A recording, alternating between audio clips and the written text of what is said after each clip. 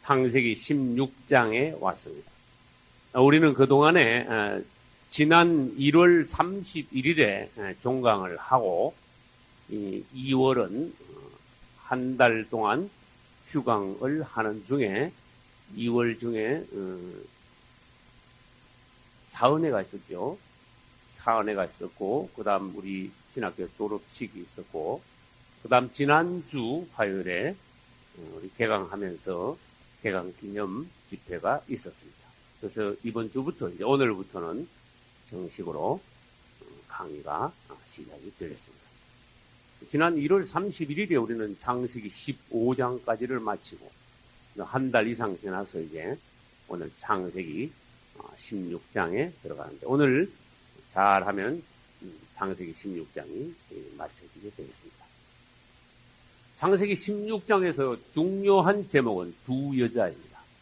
두 여자라면은 여러분들은 그 내용을 잘 아실 겁니다. 사레와 하갈입니다. 사레의 다른 이름은 사라가 되고 하갈의 다른 이름은 뭡니까? 사레는 사라입니다. 같은 사람입니다. 그러면 하갈도 다른 이름이 있어요. 따라서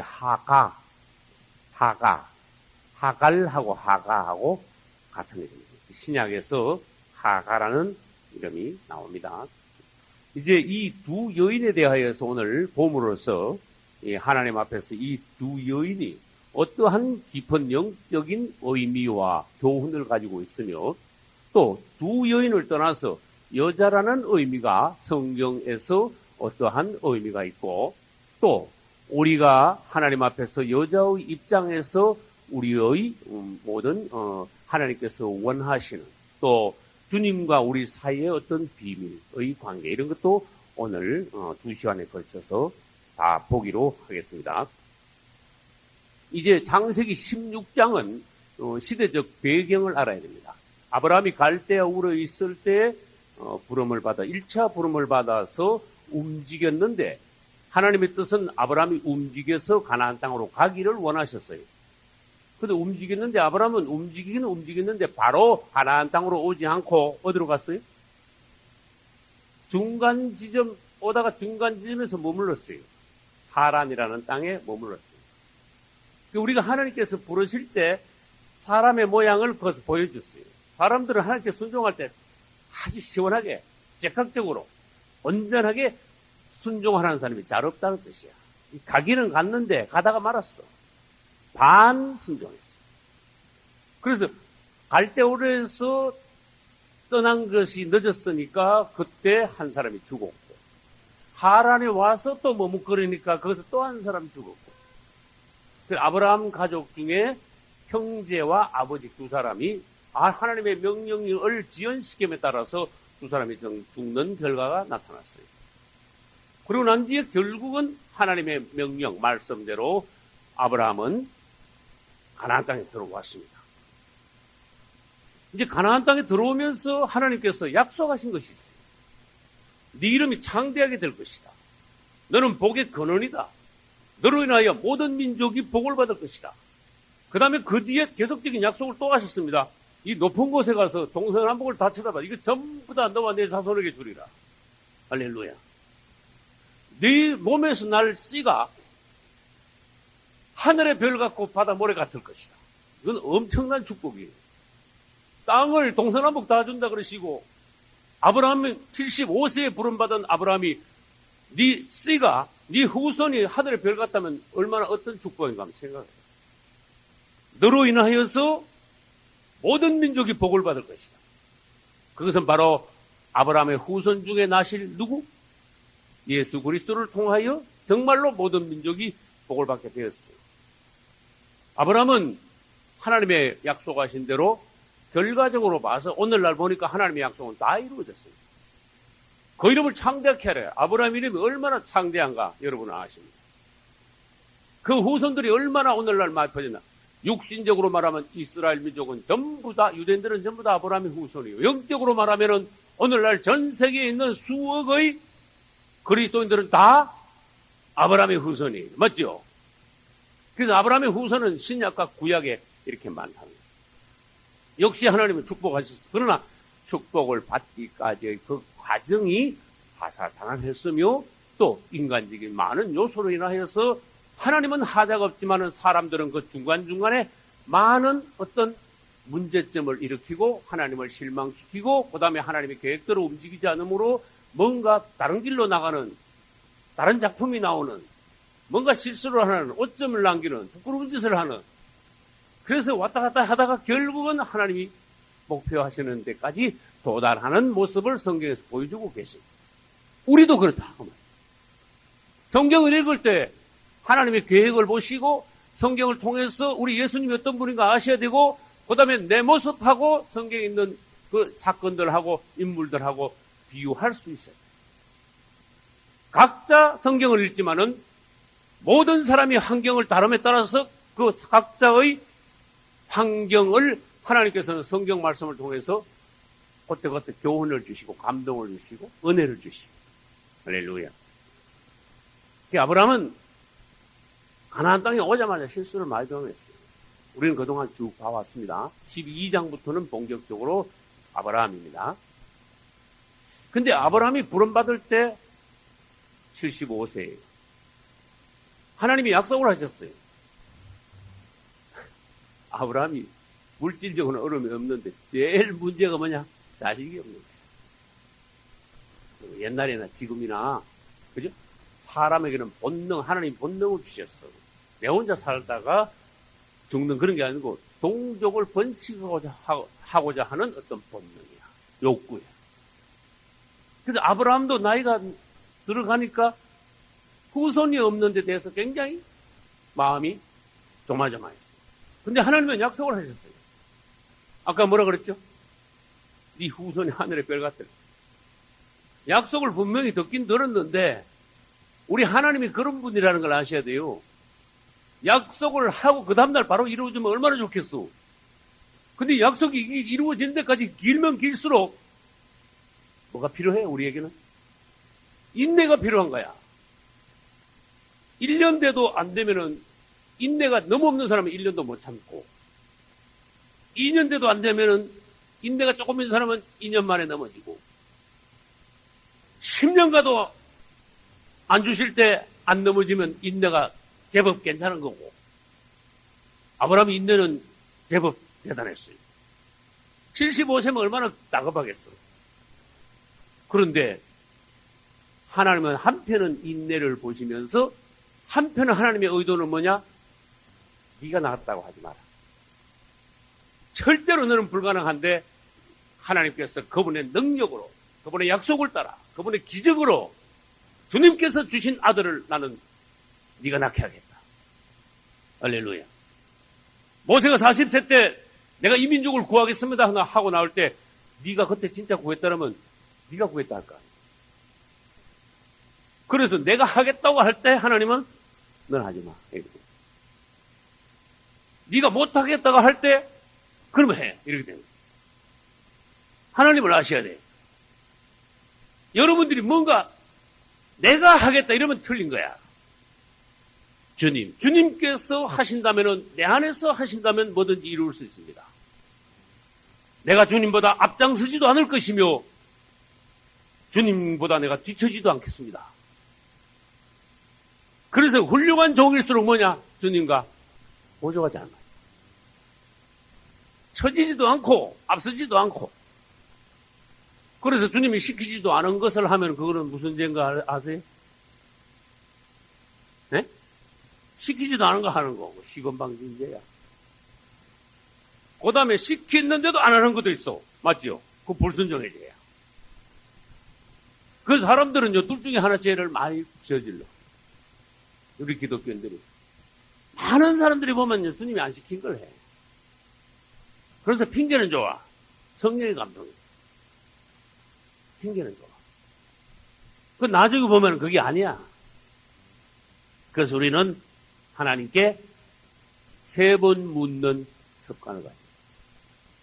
묻는 습관도 가져야 되지만 3번 묻는 습관을 가져요. 일을 하면서도 점검하는 습관을 가져요. 그래서 아브라함은 약속은 받았지만 75세부터 얼마나, 사실은 매일매일 얼마나 자식을 기다렸는지 10년을 기다려도 안 주시오. 완전히 인내가 바닥에 나버렸어요. 세월이 지나니까 하나님 말씀 처음 들을 때는요, 생생했는데, 몇 년 지나니까 하나님의 말씀도 희미해져 버렸어요. 처음에는 그냥 확신이 딱 왔는데, 자꾸 세월이 지나니까, 그때 너 잘못 들었나? 아니, 그럼 다른 방법으로 하시려는가? 아, 내가 지금 세월만 지금 이렇게 자꾸 보내면 되는가? 딴 생각이 자꾸 들어오기 시작하는 거야. 모든 일에서 다 그래. 사업도, 가정일도, 자녀 문제도, 목회일도, 모든 일이 다 그렇다니까. 이렇게 말을 해야 돼. 주님이 약속하셨는데, 결국 내가 자식 못 놓고 죽으면 주님이 손해입니다. 배짱이 이렇게 있어요. 할렐루야. 내가 못해가지고 안달해가지고 하나님이 안 주시면 다른 방법을 하지 말고, 나는 별로 손해 안 되라도 하나님 손해일걸요. 하나님 약속하셨으니까 알아서 빨리 주시기 바랍니다. 그러나 하나님이 약속하지 않은 것을 난 기대하지 않습니다. 이런 걸 줏대라 그래. 중심이라 그래. 이 중심이 없고 줏대가 없고 약속이 희미해지면 편법이 나와. 수단과 방법을 동원해. 인간적으로 뭔가 하나님께 물어보지 않고 겉으로 나가기. 곁가지로 나가는 거야. 많은 사람들이 그렇게 해가지고 아브라함이 뭘 낳았듯이 이스마엘을 낳았듯이 기독교 안에는 수많은 이스마엘들이 많다. 오늘 한마디 이거는 기억할 수 있다는 건 몰라도 기독교 안에는 수많은 이스마엘이 있다. 기독교 안에. 나는 오늘날 수많은 이스마엘을 낳았다. 무슨지 알겠어요? 나는 수많은 이스라엘을 낳았다. 오늘도 내일도 이스마엘을 내가 또 낳을지도 모른다. 하나님이 시키지도 않은 거. 그래서 가만히 생각하니까 인간적으로 생각하면 아브라함의 판단도 틀린 건 아니에요. 왜? 아브라함 자기 몸을 알거든. 75세 때는 그래도 나이가 많았지만은 그래도 남자 구실을 할 수 있었어. 아브라함이 75세 때인데 사라는 65세였어요. 생리를 그때 했어. 근데 5년, 6년, 7년, 8년, 9년, 10년 지나니까 웬걸 어느 날인가 먼저 사라가 먼저 생리가 끊어진 거야. 그렇게 사라가 뭐라 하는가 하면 여보 하나님 약속은 지나가 버렸어. 마음속으로. 이제 틀렸어요. 그래서 먼저 자기가 생리가 먼저 끝났으니까 남편에게 제안을 한 거야. 여보 나는 이제 안 돼요. 그랬거든. 남편을 설득시켰어요. 그래서 방법은 이거밖에 없어요. 아무튼 당신 쓰면 되잖아요. 아무튼 당신 아들이면 되잖아요. 그렇게 내 몸종 누구? 하가를 당신께 드릴 테니까 하가를 통해서 나왔어요. 근데 성경에 보면 우리 아까 읽었죠. 아브라함이 사라의 말을 들으니라. 난 여기다 밑줄 쳤습니다. 남자들이요. 여자 말을 함부로 듣지 마라. 들을 걸 들어. 남자들이요. 여자 말 함부로 듣지 마라. 여자들이요. 당신 남편에게 뭐 권유할 때 조심해라. 당신 책임질 권유를 하라고 말이야. 당신 남편한테 제안을 할 때 당신이 그걸 책임질 수 있는 제안을 해라. 무슨 말인지 알겠죠? 그러기 위해서는 충분한 기도가 필요한 거야. 여자가 뭔데? 남자를 보편해야 되잖아요. 그죠? 근데 보필하기는커녕 오히려 빗나가게 해버렸어. 하나님 앞에 첫째 불행한 게 뭐냐? 기도하지 않고 결정했다는 거야. 우리가 잠깐 한번 상식적으로 생각해봅시다. 무슨 일이 있으면요 어렵게 생각할 수 없어.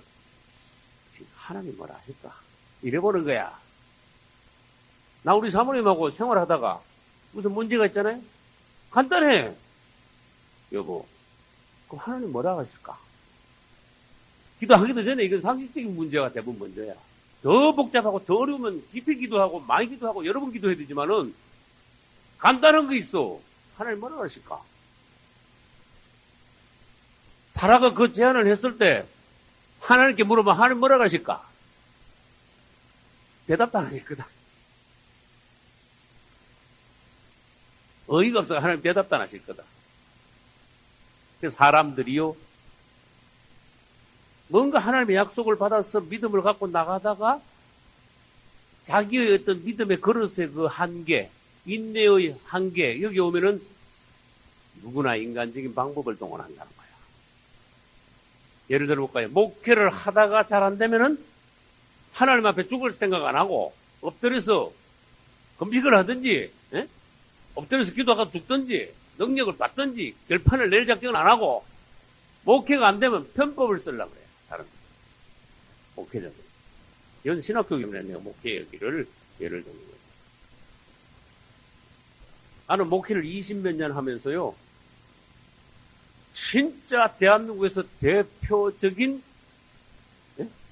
낮은 목회를 해왔어. 20년. 나 20몇 년 했는데 인간적으로 말하면 부끄러운 거 하나 있어요.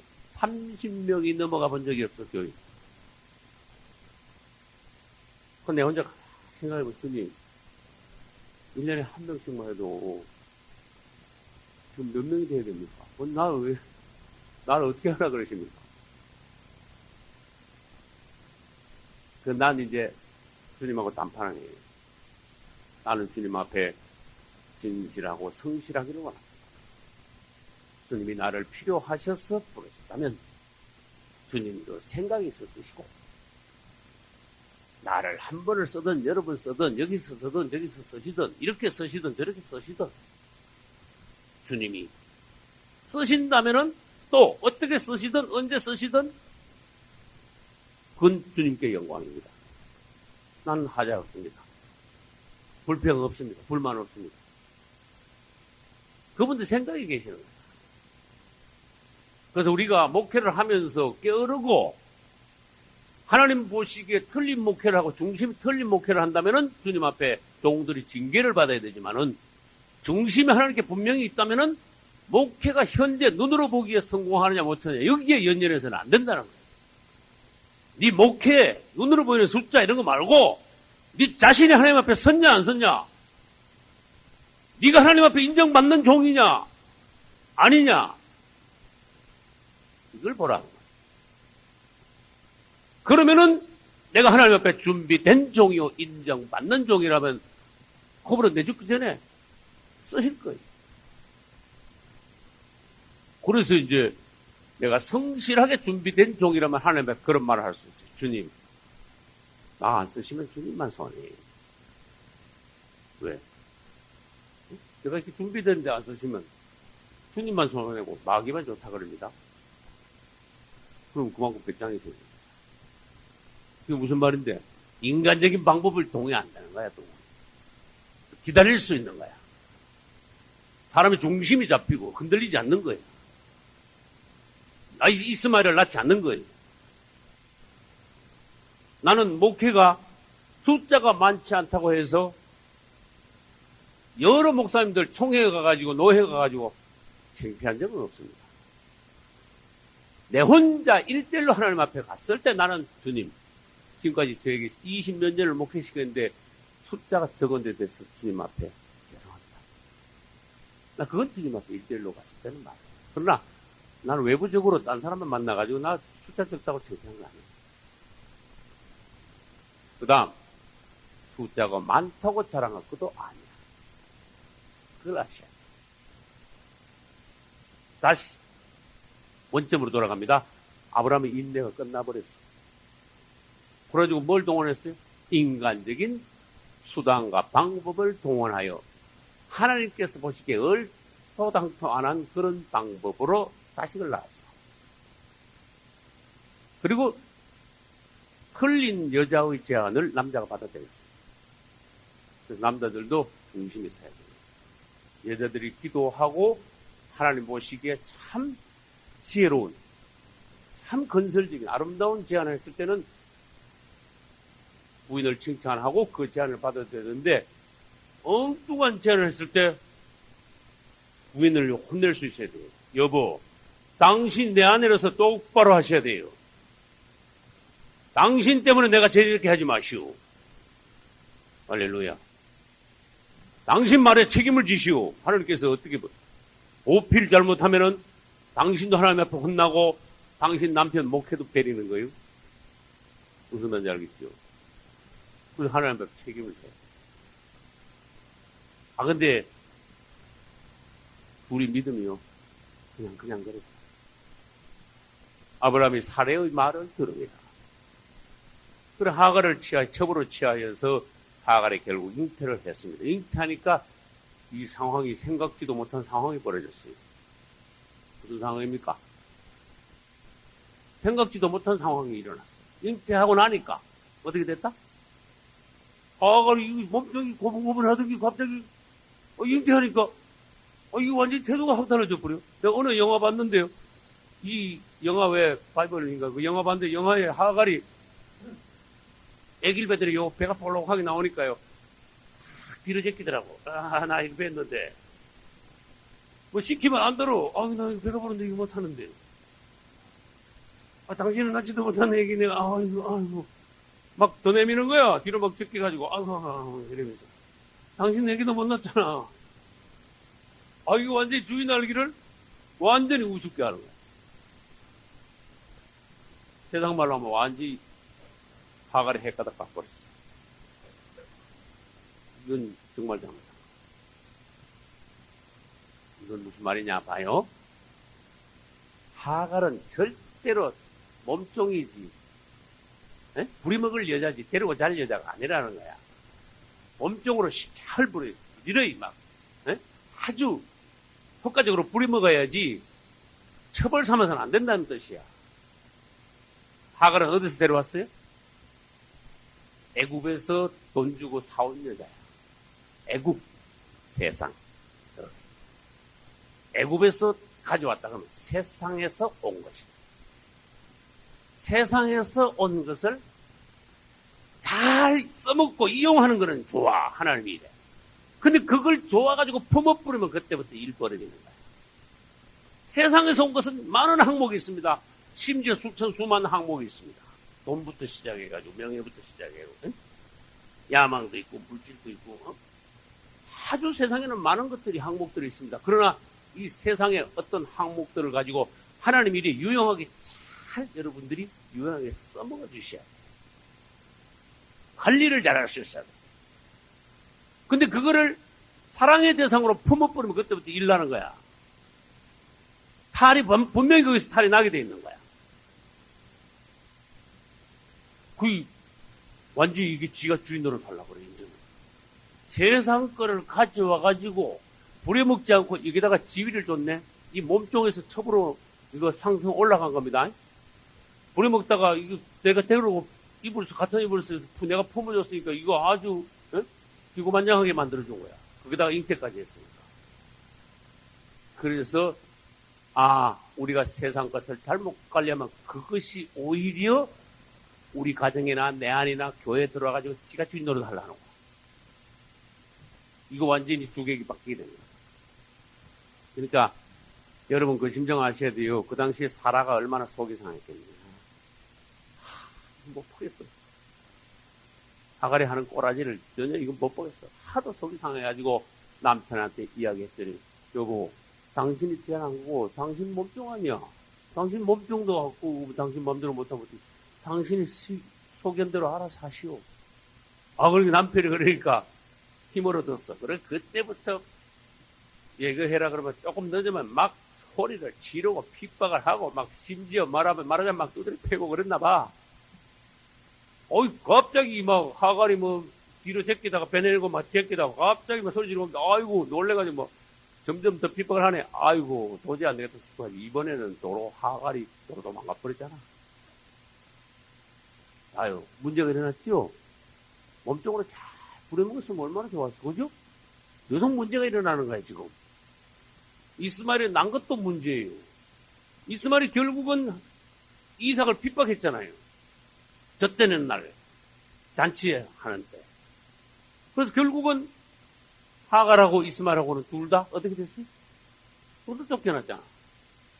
다시 말합니다. 몸종으로 평생 죽을 때까지 잘 부려먹을 수 있는 여자를 일 저질러가지고 또 쫓아내버렸어.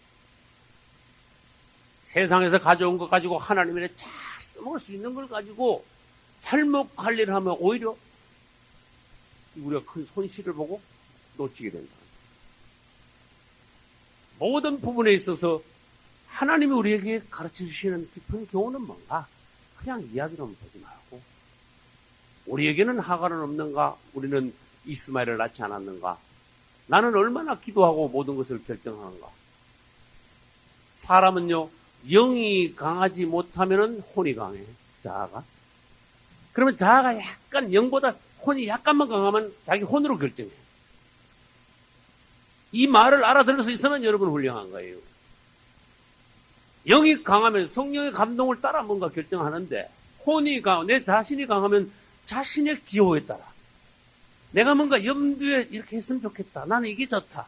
염두에 둔 게 있다니까. 혼 안에서. 그대로 나간다니까. 자아가 강하죠. 기도 안 할 때. 하나님 앞에 내 자신이 깨어지지 않을 때. 십자가를 체험하거나 통과하거나 머무르지 않을 때. 이런 일들이 벌어집니다. 여러분 앞으로 절대로 이스마엘을 낳으면 안 됩니다. 결국은 하갈은 이스마엘과 같이 쫓겨납니다. 여기서 이제 우리는 뭘 알 수 있는가? 두 여자가 따라서 두 여자. 근데 희한한 일이죠. 사레와 하갈 두 여자가 있는데 이 두 여자를 신약에 와가지고요 갈라디아에서 두 여자가 뭔가 해석을 딱 해요. 구약에서는 사건이고 이야기인데 신약에 와서는 영적 의미를 해석을 해요. 그래서 신약은 구약을 해석을 하는구나. 그 다음 구약 안에 신약이 잉태되어 있어요. 구약 안에 신약이 있다가 잉태돼서 나왔어요. 그러나 신약이 나오고 난 뒤에 구약의 모든 일들, 사건들, 그림들이 신약에 와서 명쾌하게 되고 밝아집니다. 해석이 되는 거예요. 여러분들이 구약만 읽어놓고 덮으면 그냥 이야기라서 끝나버려. 그러나 신약에 와서 읽으면 그것이 영적인 의미, 오늘날 나와 어떻게 연관되는가, 그걸 말씀하고 계세요. 해설을 하고 계세요. 할렐루야. 그러면 우리는 이제 신약에 와가지고 어떻게 이것을 해석하는가? 갈라디아서 4장으로 가보겠습니다. 고린도 후서 다음에 갈라디아서입니다. 갈라디아서 4장 21절.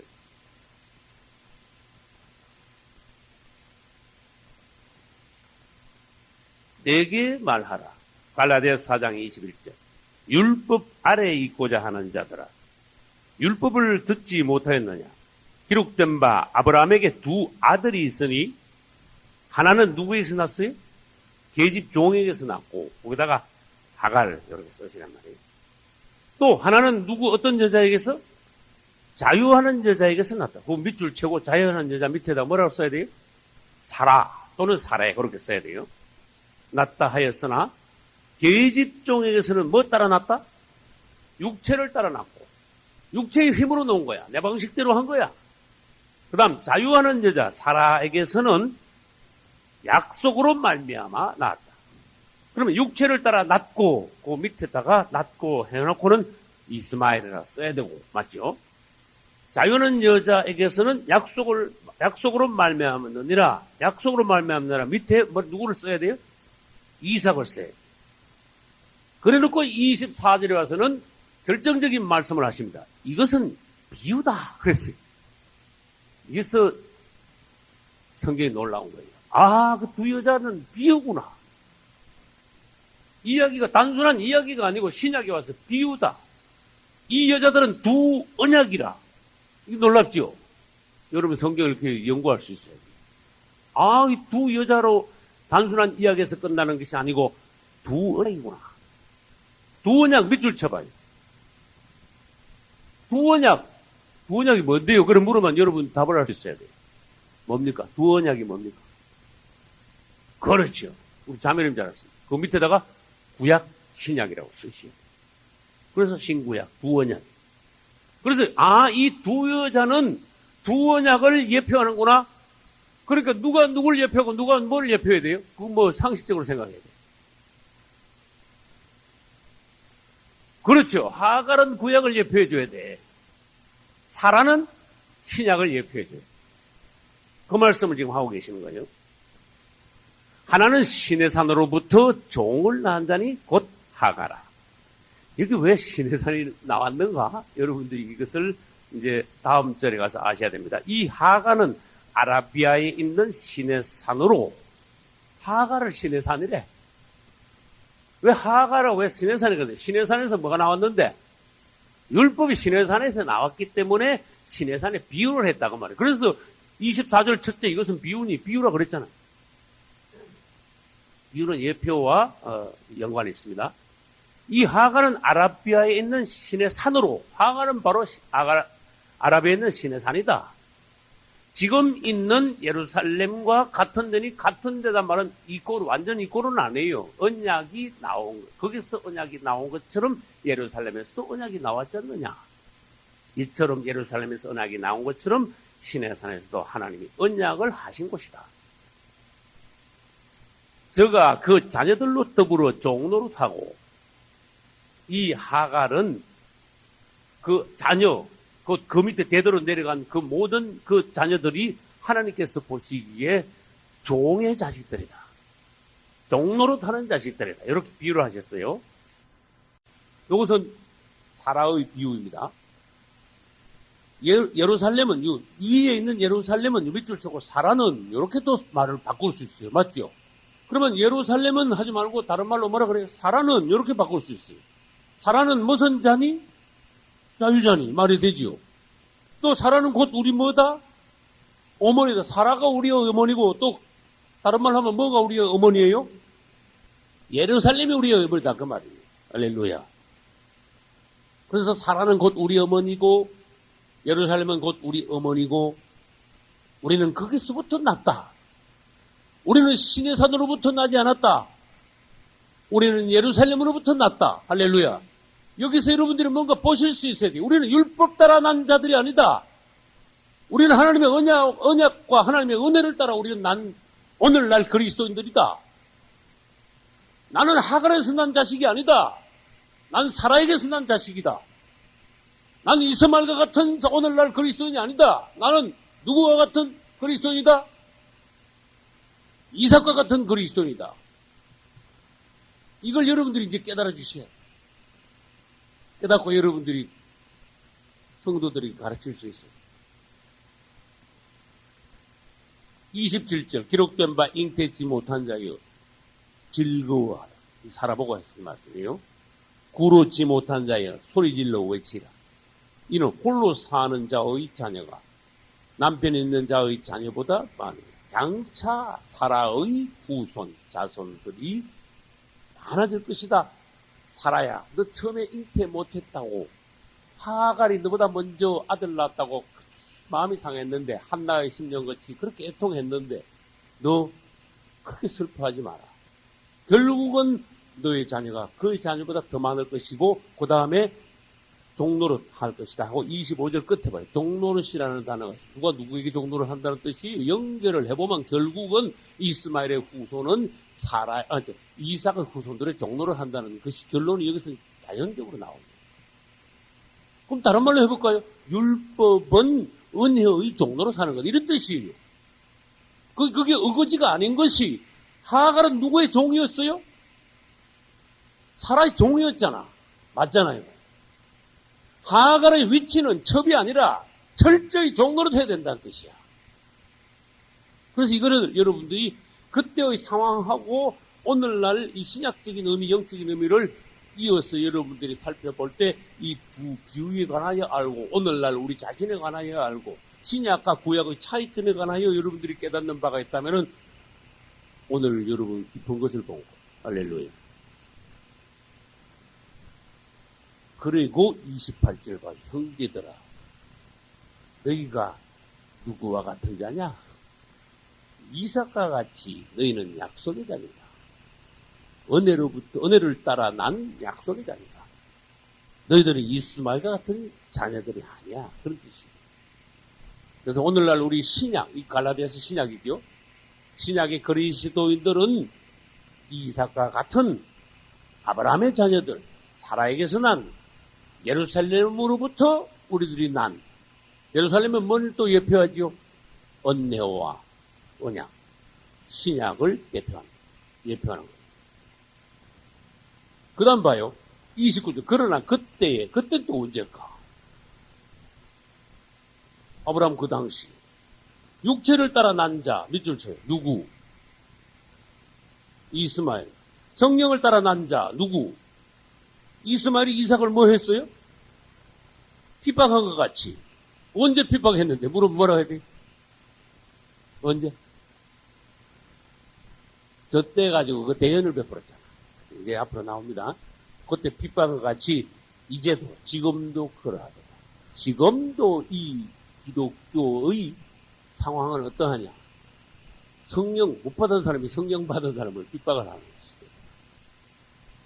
여러분들이 은혜를 받으면 받을수록 무슨 준비를 먼저 해야 되는가 하면은 핍박받을 준비를 먼저 하셔야 돼요. 막 은혜 받고 막 은사 받고 막 능력 받아가지고 막 유명하게 되려면 큰일 난다니까. 그냥 믿음도 없고 신앙생활 시들이하게 하면요 이게 편해요. 왜? 아무도 간섭 안 해. 근데 좀 별나게 하려고 하면 그때부터는 핍박이 오기 시작하는데 광신자라 그러고 너만 혼자 믿냐 그러고 뭐 이단이라 그러고 별소리 다 한다. 개인적인 얘기 조금 하는 걸 용서하십시오. 저는 지금 부산 창원극동방송에서 방송 설교를 하고 있는데 오늘 밀양에서 전화가 왔어.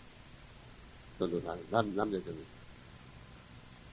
우리 사모님하고 통화를 한다. 이제 가기 준비하고 사모님 통화했는데 이 목사님 이영 목사님 설교 듣고 설교 뒤에 제가 그 방송 PD한테 우리 예창교회 홈페이지를 좀 멘트를 좀 넣어달라. 그래서 ycc20.net이라고 멘트를 넣어줘요. 전화번호만 넣는 게 아니고 그래서 그분이 얼른 받아서가지고 우리 홈페이지 들어가가지고 홈페이지 안에 있는 올라있는 동영상부터 시작해가지고 음성 녹음해가지고 올라있는 설교를 다 들었대.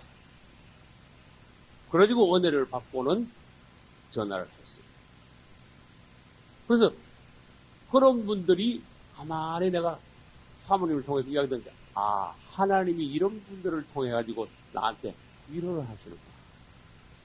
동아, 너 아마 시골에서 목회해도 너 지금 몇 사람 놓고 목회하는 거 아니야? 이 설교 전화를 꼭 다 해야 마시냐?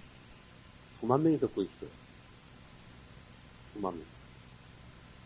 요한계시록을 그 홈페이지에 올라있는 거 다 들었대. 그런데 요한계시록 얘기하다가 우리 사모님하고 얘기하다가 사실은요 그 올라있는 건 10개짜리인데 88개짜리가 있어요. 예? 그 대전신학에서 목사님이 강의하신 거예요. 1년 몇 개. 그래요. 그걸 보내다. 교재도 보내다. 다 듣겠다. 그래서 하나님께서 위로하시면서 또 열심히 해요. 네가 열심히 함으로써 많은 사람들에게 앞으로 말씀을 공급할 수 있는 거야. 우리가 장소, 위치, 지금 환경, 처지 이런 걸 생각하지 말고 하나님 앞에서 내가 뭔가 한다면은 하나님이 나를 통해서 뭔가 일하실 수 있는 길이 열리는 거예요. 나를 쓰실 수 있는 길이 있는 거예요. 할렐루야. 그래서 약간 이제 개인적인 얘기한 것을 용서하시기 바랍니다. 근데 이 사라와 하가를 비유한 것을 여러분들이 정리해가지고 누구한테 말을 할 수 있어요. 사라와 하가를 비유해 봅시다. 사라는 신약을 예표하고 신약을 의미하고 하가는 구약을 의미한다. 또 다른 말로 해볼까요? 사라는 언약과 하나님의 언약을 예표하고 하가는 율법을 예표한다. 율법을 대표한다. 예표 또는 대표한다고 단어를 써도 상관없어요. 그 다음 사라와 관계된 것은 예루살렘이고 하갈과 관계된 것은 뭐다? 시내산이다. 그래서 요한복음 1장 17절에는 그런 말씀이 있는 거예요. 율법은 모세로 말미암아 주신 것이요. 은혜와 진리는 예수 그리스도로부터 온 것이다. 율법하고 모세하고 연결시켰고, 그 다음에 예수님하고는 뭐하고 연결시켰죠? 은혜와 진리.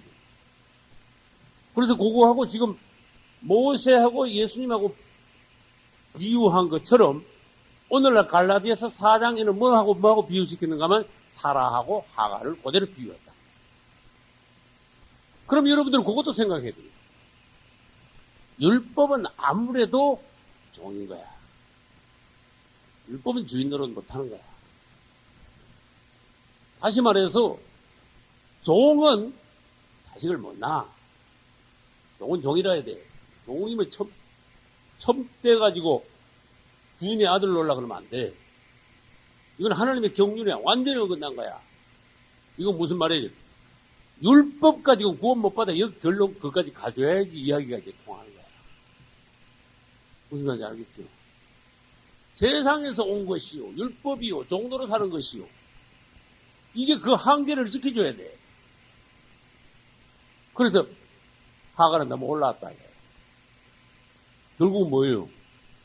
결국은 처음에는 조금 좋았지. 결국 쫓긴 한다. 하나님 앞에 가면요. 주님이 뭐라 하시? 야, 나는 종아, 네가 한 거, 저것은 전부 무효야. 얼마든지 그럴 수 있어. 전부 다 내다버려. 하갈과 이스마엘을 쫓아내버렸듯이 네가 한 이것저것 전부 다 내다버려. 그건 네 잘한 게 아니라 오히려 큰 골칫거리야. 하갈과 이스마엘처럼. 두고두고 그게 올무가 되는 거야. 핍박거리가 되는 거야. 맞죠? 오늘날까지 이스마엘의 후손들이 뭐예요? 이삭의 후손들이 오늘날까지도 핍박. 오늘날까지도 중동 분쟁이 그거예요. 그래서 오늘날 우리가 차라리 좀 덜 하더라도 하나님 앞에서 성령으로 정말 주님이 원하시는 것을 내가 해야 돼요. 할렐루야. 그래서 우리는 이 두 여인을 통하여서 하나님의 은혜가 뭔지 이제 알아야 됩니다. 다시 내가 정리를 하겠습니다. 하갈에게서 난 이스마엘은 쫓겨나야 되는데, 그럼 하갈에서 난 이스마엘은 뭐를 예표하냐? 첫째는 율법이고, 그 다음엔 육체의 힘이에요. 하갈을 낳을 때만 해도 아브라함에게 육체의 힘, 남자 구실을 할 힘이 조금이라도 있었어요, 없었어요? 있었으니까 아브라함이 무슨 생각을 했는가 하면, 야, 내가 지금 조금 있으면 속으로 뭐래, 조금 있으면 진짜 남자 구실 못하게 돼. 혼자 그렇게 말했어. 그렇기 때문에 지금 힘이 조금이라도 남아있을 때, 요때 자식을 낳아야 돼. 나쁜 말 하는 거. 나쁜 말 하면 지 혼자 그렇게 결정을 합니다. 하나님이 어떤 분이신지는 몰랐던 거예요. 하나님은 뭘 기다리셨는가 하면은 네가 지금 남아있는 그 힘까지도 끝내줘야 돼. 네? 그게 뭔데? 그 육체의 힘이죠. 그거 네 힘이 완전히 쑥 빠지고 난 뒤에 내가 네 안에 들어가가지고 네가 성령의 능력으로 자식을 낳을 수 있어요. 그게 진짜 자식이야. 그래서 목회를 하는데도 네가 하지 마. 이 방식대로 하지 마. 네가 완전히 하나님 앞에 항복하고 완전히 네 자아는 끝장나고 막 박살나고 깨지고 그 다음에 주님께서 네 안에서 하실 수 있는 어떤 그 놀라운 경지까지 들어가야 돼. 그러면 그 목회가 되는 거야. 작게 해도 그것을 하나님이 기뻐하시는 거야. 아무리 왕성하게 목회를 해도 이스마엘만 막 수백 마리 낳아봐. 그걸 누가 좋아하십니까? 오늘날 기독교가 허다한 이스마엘이 있다고 할 수 있어요. 그러나 반대로 사라가 난 아들은 아브라함의 상속자가 돼요. 할렐루야. 특이한 거는 예루살렘, 즉 사라는 우리 어머니다 해놨어. 놀라운 말씀이 여기에 신약 성경 중에 딱 한 군데 있습니다. 사라는 우리 어머니다. 사라가 누굴 낳았지요? 이삭을 낳았는데 이삭이 보기에 하갈은 작은 엄마가 되면 안 돼. 이삭 입에서 하갈 보고 작은 어머니 소리가 나오면 안 된다니까. 큰일 난다니까, 그거는. 완전히 그거는 뭐가 돼야 돼요? 불 먹는 말 놓는 몸종한테는, 양반 자식들은요, 도련님들은 몸종한테 아무리 돌쇠가 나이가 많아도 말 낳아야 돼요. 맞죠? 돌쇠는 도련님한테 예해야 되고. 그 영적으로 어떤 그런 권위가 있어야 되는데, 이게 몸종될 것이 올라가 있으면은 하나님 앞에서 큰 우한거리가 된다는 뜻이에요. 그래서 하갈은 이삭 앞에서 말 놓는 몸종의 위치에 있어야 된다. 다시 말해서 모세와 여호수아는 다르다. 하갈하고 연관되는 것은 누구지요? 모세입니다. 그 다음에 사라하고 연관되는 건 여호수아입니다. 또는 예수님입니다. 예수님하고 여호수아는 같아요. 여호수아가 예수님의 예표입니다. 그래서 종노릇밖에 못한다. 자식을 낳지 못한다. 아까 그 말 하다가 약간 다른 데로 갔는데, 즉 모세는 그래서 이스라엘 백성들을 요단강 너머까지는 데려가지 못한다. 40년 동안 애굽에서는 데려놨고 40년 동안 광야에서 이스라엘을 지도를 했지만은 요단강 앞에 딱 와서 요단강 건너지 못하고 저 요단강 건너 가나안 땅을 멀리서 뭐만 한다? 바라보기만 해라. 율법은 하나님의 백성들을 가나안 땅 안에까지는 데려가지 못한다. 다시 말해서 가나안 땅 안에 들어간 것은 천국을 비유해 율법 지키기까지 천국 못 가는 거야. 다시 다른 말 해봐서 구원 못 받는 거야. 그냥 백성들을 지도를 할 수 있어. 맞죠? 율법적으로 지도를 해. 성경에는요, 신약에도 율법적인 말이 굉장히 많습니다. 이렇게 해라, 저렇게 해라, 이런 말이. 그 전부 다 율법적인 생활설교야, 율법설교야. 그게 없어서는 안 돼. 초신단 때는 할 수 없이 율법적으로 인도를 하긴 해야 돼. 그러나, 그게 구원시키는 건 아니다, 그 말. 그래서 모세 보고, 모세가요, 또 기도하고, 주님 안 되겠습니까? 암만 사정해도, 모세야, 그거 가지고 또 말하지 마. 어림도 없어. 하나님이 그때는 모세에게 굉장히 명령해. 넌 요단강을 건너지 못하는 거야. 그동안 수고했다만 여기서 죽고. 이건 여기 있죠. 네가 요단강을 건너 백성들 데리고 들어가면 하나님의 경륜에 있어서 굉장히 큰 차질이 생깁니다. 구세 사람들이 율법을 잘 지켜도 얼마든지 구원받는다. 이런 소리가 나오게 되는 거야. 넌 여기서 죽고. 그 대신 여호수아에게 넘기. 따라서 여호수아는 예수다. 그래서 요한복음 아까 1장 17절에 모세가 나오고 뒤에 예수입니다. 그래서 우리는 율법을 지켜야 됩니다. 그러나 율법하고 구원하고 연관시켜서는 큰일 납니다. 오늘날 하나님 봉사 잘하고 율법 잘 지키고 열심히고 막 부지런하고 헌금도 잘하고 막 전도 잘하고 막 말하는데 그 구원하고 상관없어요. 그거 아셔야 돼요. 그럼 뭐냐? 상급하고 상관이 있어요. 당신은 먼저 구원을 확실히 받아내야 된다. 그러고 난 뒤에 부지런히 주님을 섬기고 부지런히 교회를 위하여 봉사하라. 헌신하라. 그러나 당신이 헌신한 것 가지고 그거 잘했기 때문에 구원받았다고 그런 말 하지 마라. 그렇게 말한다면 마치 율법 잘 지켜가지고 구원받는 것 같은 그런 교리가 나온다. 그래서 모세는요, 엄격했어. 절대로 요단강 못 건너. 우리는 오늘 무슨 비유를 할 수 있었죠? 두 여자의 비유를 통해가지고 사라와 하갈을 통해서 신약과 구약, 그 다음에 율법과 언약, 그 다음에 모세까지 또 비유하고 여호수아도 또 우리들이 또 비유하고. 그래서 이 여러분들 안에 하갈이 여러분들 주위에 여러분들의 육체로 여러분들의 자어에서 나온 하나님께 물어보지 않고 인간적인 수단과 방법으로 여러분들이 하갈을 낳았다면요, 그것이 굉장히 여러분들을 두고두고 오랫동안 심지어 후대까지 후환을 끼칠 수 있다는 것을 아십니다. 그래서 아브라함이 그림을 동그랗게 좀 그려보겠습니다. 아브라함 주위에 사람들 중에 문제를 일으킨 사람들이 있어. 처음에 이 롯이 문제를 일으켰어. 롯은 조카예요. 맞죠? 그 다음에 이 하갈이 문제를 일으켰어. 하갈에 난 이스마엘은요, 오늘날까지 문제를 일으켰어요. 롯은 사실은 하나님이요, 데려가서 소리 안 하셨어요. 고향에서 나올 때 롯은 데려오지 않았어요. 결국은 롯이 문제를 일으켰어요. 그 다음, 이게 롯은 갈대오르에서 고향에서 데려왔습니다. 줄입니다.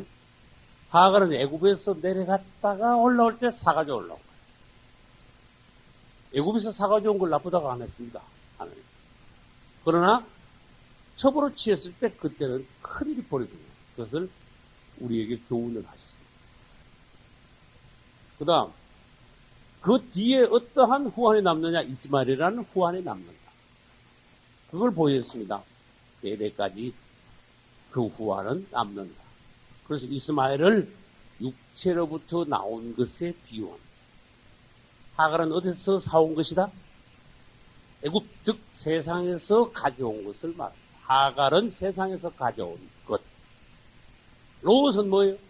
갈대아에서 옛날 예수 믿기 전에 그거 못들 주고 가지고 온 거. 그렇죠. 예수 믿으면 옛날에 예수 믿기 전에 그 습관들 있죠. 끈을 끊고 버리고, 그죠? 그래야 되는데, 그거 가지고 온 거, 딜 끌고 가지고 그건 나중에 결국은 그것 때문에 곤란을 당하고 문제가 얼마든지 일어날 수 있다는 거예요. 하나님께서 여러분들의 눈을 여셔서 여러분들이 뭘 하시든지 인간적인 방법이 나오지 않기를 바랍니다. 저는 주위에 많은 목사님들이 목회를 하면서 굉장히 인간적인 수단 방법을 동원하여 목회, 교회를 부흥시키는 방법을 연구하는 종들을 나는 많이 봤어요. 그러면 안 되는 거예요. 당신 그 방법 연구하려고 쫓아다니지 말고 그 시간에 하나님한테 엎드리는 게 좋을 거예요. 난 그렇게 말하고 싶어요. 자꾸 쫓아다니고 자꾸 방법 연구하고 이렇게 다 있어. 그러지 말고 꼭 하려면은 시간 나는 그 쫓아다니지 말고 우리 대전신학까지 캠프 구해가 들어가 그냥. 딱 듣고는 먹을만 하면 아주 열심히 많이 먹고 딱 들어보고 기가 발달해야 돼. 이거 먹을만 한가 먹을만하지 않은 건가. 그래가지고 이건 먹을 게 못 된다면 딱 버려요. 그래서 여러분들이 취사 선택을 분명히 영안에서 할 줄 알아요. 아무거나 그냥 찾아다니고 아무거나 받아먹고 아무 방법이나 다 동원하고 그리고 결국은 여러분들이 남는 거는 이스마엘밖에 안 남는다. 중요한 건 뭐냐? 사람 찾아다니면서 여기저기 쫓아다니면서 방법 연구하지 말고 종들이 하나님 앞에 얼마나 머물렀느냐. 주님 앞에 나가서 얼마나 그분의 말씀을 듣고 그분의 은혜를 얼마나 받았느냐. 모세가 왜 유명합니까? 그분 앞에 제일 가까이 갔잖아. 아주 지성소에 들어갔잖아. 그분의 음성을 직접 들었잖아. 그러고 난 뒤에 내려오니까 자기도 모르는 사이에 얼굴에 빛이 확 흘렀잖아. 방법이 연구해가지고 얼굴에 영적인 빛이 안 나요. 능력이 안 나가요. 하나님 앞에 머물 때 영적인 빛이 나요. 나도 모르게 능력이 나가요. 내 말에 권위가 있어요. 역사가 일어나요. 사람을 변화시킬 수 있어요. 또 주님 앞에서 내 마음이 떳떳하다. 우리는 이 시대에 어떻게 살아야 되느냐? 사람들이 다 그렇게 하는데 나도 그렇게 해야 되겠냐? 아니야. 시대 유행에 따라가지 마. 이 시대는 사람들이 보기에 잘된 것 같아도 옳은 것 같아도 하나님께서 보시기에 결정적으로 너무 틀린 게 많아. 이걸 조심하세요. 그래서 난 은혜 받은 게요. 세례 요한에게서 그래서 내가 나 세례 요한을 라디오 설교에서도 설교를 몇 번 했지만은 세례관에서 내가 제일 은혜 받은 게 그거야. 유대교에서 나왔다는 거야. 그 당시의 상황을 우리는 2000년 전에 예수님 탄생하시기 직전에 그 유대교 예루살렘의 상황을 안다면은요, 아주 깊이 안다면 여러분들이 오늘날 상황을 볼 수가 있어요. 예수님 오시기 직전에 세례요한이 태어났을 때 그 상황이나 오늘날 지금 상황이나 왜 똑같은가 내가 말할게요. 예수님이 초림하시기 직전의 상황이고 지금은 무슨 직전이에요? 재림하시기 직전이니까 똑같아져 버렸어요. 해 아래 새 것이 없나. 이 말은 정확한 거야. 그래서 그 당시에 유대교가 얼마나 쟁쟁한지 몰라. 하늘을 찌른지 돌았는지 막 굉장해. 성경을 그 사람들은 달달 외웠습니다. 안식일을 얼마나 잘 지킨지 모릅니다. 구제를 막 확실하게 했습니다. 11조 막 이런도 안 떼먹었습니다. 맞죠? 율법은 뭐 진짜 털만큼도 안 하고 율법을 정확히 잘 지켰어요. 그리고 영적인 교만의 하늘을 찔렀어요. 행동으로는 잘하는 것 같은데 그 깊은 속에 있죠. 주님을 사랑하거나 사람 영혼을 사랑하는 마음이 전혀 없었어요. 얼마나 교만한지 몰라. 도도한지 몰라. 자만심이 막 하늘을 찔렀어. 그러다 보니까 안중에 자기가 높아지고 외식하는 바람에 안중에 하나님도 없어져 버렸어요. 주인이 누군지도 몰라 이제. 주인이 왔는데도 죽여버렸어요. 예수님을 죽였다는 거예요. 하나님은 그때 상황을 아셨어요. 세례 요한을 쓰시려니까 도저히 거두면 안 되겠거든요. 그러니까 성령으로 세례 요한을 유대교에서 나오게 하시고 예루살렘에서 나오게 하십니다. 세례 요한은 유대교 안에서 성장하지 않았습니다. 예루살렘에서 살지 않았습니다. 맞죠? 이 하나님의 여러분들이 역사 하나님의 의도를 아셔야 돼요. 오늘날에도 이 기독교에서 나와야 돼. 기독교의 어떤 흐름, 사상, 관념, 타락상 이런 데서 나와야 돼. 세례 요한이 나온 것처럼 누가 오늘날 주님 앞으로 나올 수 있는 그 사람이 이 시대를 바꿀 수 있는 종으로 쓰임을 받을 수 있어요. 그런데 누가 한마디 하면은 당신 혼자 뭐 받은 거지 뭐 당신 이단 아니야 막 시민을 얼마나 잘하는지. 아까 내가 밀양 전도사님 이야기했죠. 전도사님 우리 사모님 뭐라고 사모님 목사님 설교 은혜를 받았는데 제가 들으니까 목사님 설교 많은 사람이 핍박하시게 되겠어요. 굉장히 말씀이 사람들이 들으면 사람들이 핍박 많이 생겼대. 근데 우리 교회가 솔직히 이 시대에 정말 필요한 말씀이에요. 이건 다 들어야 됩니다. 어쨌든 다 들어야 됩니다. 나는요, 내 설교를 내가 들을 때 난 정말 내가 했다고 내가 한 설교라고 안 하고 나는 하나님 앞에 가서 내 설교를 틀어놓고 난 하나님 앞에서 하나님의 말씀으로 난 그래. 그러면 은혜가 돼. 할렐루야. 여러분들 진짜 말씀이 이 땅에 있어. 있는데 뭐냐? 엉뚱한 데 가서 딴 방법, 네? 영양가 없는 거 엉뚱한 데 가서 딴 걸 찾으니까 세월 다 날릴 거예요. 여러분들이 중심이 분명하다면은 예를 들어봐요. 예창교회 설교 여러분들이 100개만 앉아가지고 금식하면서 100개만 들어봐. 여러분요 확 뒤집어져요. 그냥 못 앉아있어. 펄펄 뛰어야 돼. 불이 붙어가지고. 근데 웬걸 그렇게 바쁜지 몰라. 아따. 근데 맨날 그렇게 바빠도 뭐가 남은 것도 하나도 없으면서 웬걸 그렇게 바쁜지 몰라.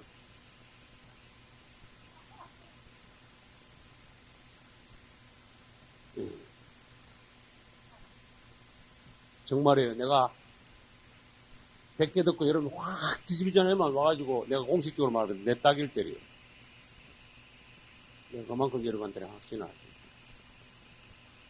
여러분들이 정말 하나님이 기뻐하시는 정말 깊은 진리의 말씀을 듣고 깨닫고자 하는 어떤 열망이 있냐 없냐, 이게 굉장히 중요한 거라니까.